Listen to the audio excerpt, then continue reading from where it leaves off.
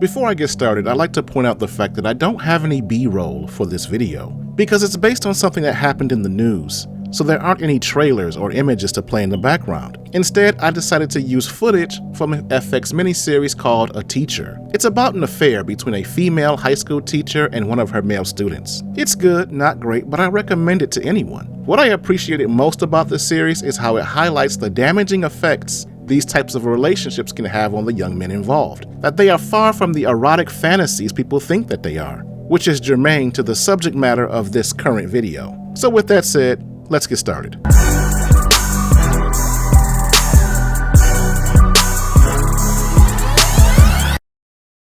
Folks, I have a confession to make. When I was a kid, a teenager, there were several teachers that I wanted to bag.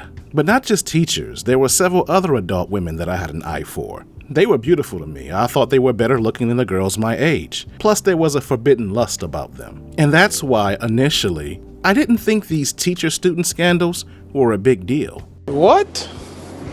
But only when it came to male students and female teachers, or adult women with teenage boys, especially if the teachers or women in question were attractive, which many of them are. So when I heard about Mary Kay Letourneau, I didn't have a problem with it, because Mary Kay is cute. And like everyone else when I heard these stories, my response was, oh, that lucky dog. He's doing what I wish I was doing at his age. He's sleeping with the hot teacher. And that was my mindset for many years. As long as the teacher was hot, it didn't involve a teenage girl, and it was heterosexual in nature, I was okay with it. That don't make no sense. I thought it was natural. And when people would confront me by pointing out my hypocrisy by saying, but what if it was a 30-year-old man having intercourse with a girl under age 18? And my response to that was, boys are different. Girls are more virtuous, more pure, and intercourse doesn't affect boys like the way that it does girls. Exactly. The f*** are you talking about?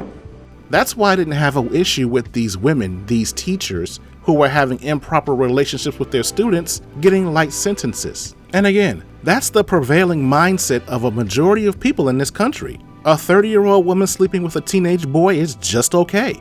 It's illegal, but there are no real consequences. The boy really isn't affected by it because the teachers are hot and he's enjoying himself. Even Saturday Night Live has made several skits about it. They see it as a joke. It's despicable, but I was no different than the rest of them. But recently I had a come to Jesus moment. I had to rethink my position and admit that I was in fact wrong.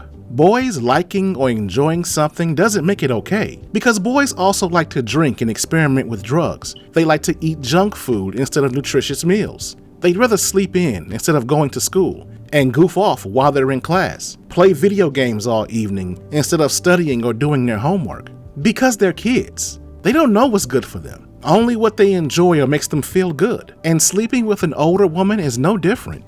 So just because they might like it, doesn't make it okay. A boy may look like a man at age 16, but he still has the mental capacity of a child. The bottom line is, statutory assault is statutory assault regardless of who it happens to. The consequences are devastating regardless of the victim's gender. Case in point, this story here out of Colorado. Andrea Serrano, a 31-year-old woman, gets no jail time after giving birth to a 13-year-old boy's baby.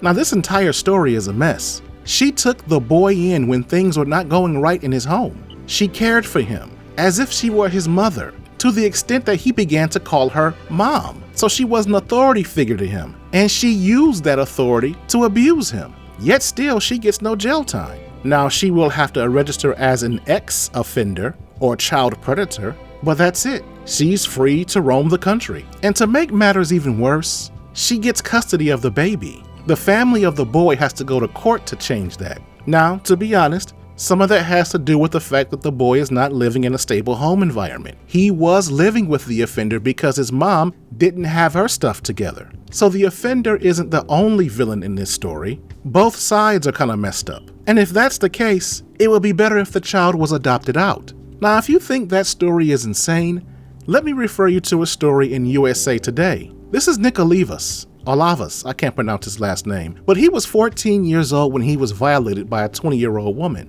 The affair went on for years without anyone having found out. Now, the two eventually broke up, but one day Years later, he found out that he was the father of a 6-year-old daughter. And if you think that's bad enough, listen to how he found out. He was served with papers from the courts demanding $15,000 in back child support payments. That's right, the woman who violated him sued him for child support, and the state didn't care.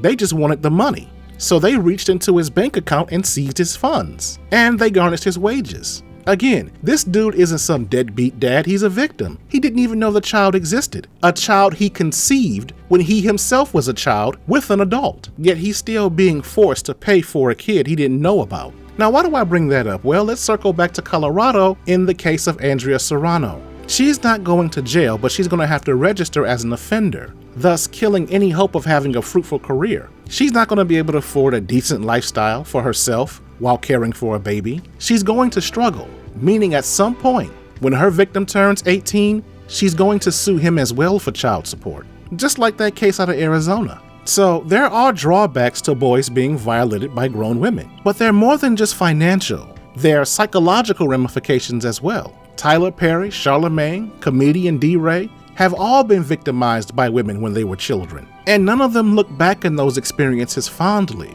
D-Ray and Charlamagne have mentioned lingering effects from it. Tyler Perry, on the other hand, is still traumatized by the experience many years later. Now, if you know me, regardless of the topic, I'm going to make a connection to entertainment media. Because as you've heard me say 1,000 times on this channel, entertainment media is more than just entertainment. It's propaganda through art. The stories are fake, but the messages behind the stories are real. For good or bad, better or worse, it's all designed to influence your way of thinking. And one such film that does that is Antoine Fisher, a movie that came out about a decade or so ago that was directed by Denzel Washington. It's about a young man dealing with anger and intimacy issues, all stemming from the abuse he suffered as a child. And for years, he repressed what happened to him. Because we live in a society where men and boys are not supposed to speak up when they're being abused. So instead of telling someone what happened to him, he would lash out in anger. He would fight at the drop of a hat. It wasn't until he went to therapy and he found someone in his life who was willing to help him work out these problems that he began to heal. Like I said, it's an excellent movie. I highly recommend it.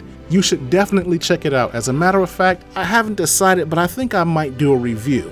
We'll see. But my point is, this isn't something that should be taken lightly. Boys suffer just as much as girls when engaging in inappropriate relationships with adults. Possibly greater when you consider the financial ramifications that these boys may face as adults, should they get any of these women pregnant. So, the criminal justice system needs to reflect that reality. But we've also have to start changing the narrative culturally. Stop treating it like it's a joke or a fantasy come true, because it's not a good thing. It's not a good thing. Okay, so you've heard me say this a million times.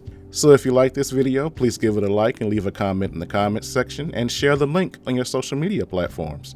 And if you are new to my channel, please subscribe and turn on that notification bell.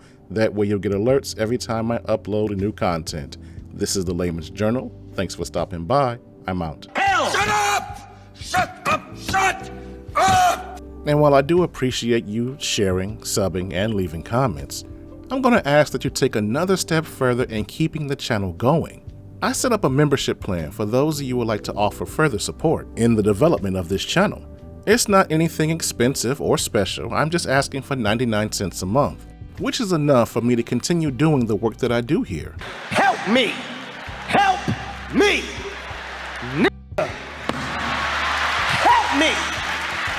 In the future, there will be additional tiers with added benefits, but for right now, I just need your support so that I can cover basic costs. So please, sign up so I can continue bringing you awesome content. This is the Laymans Journal. I'm out.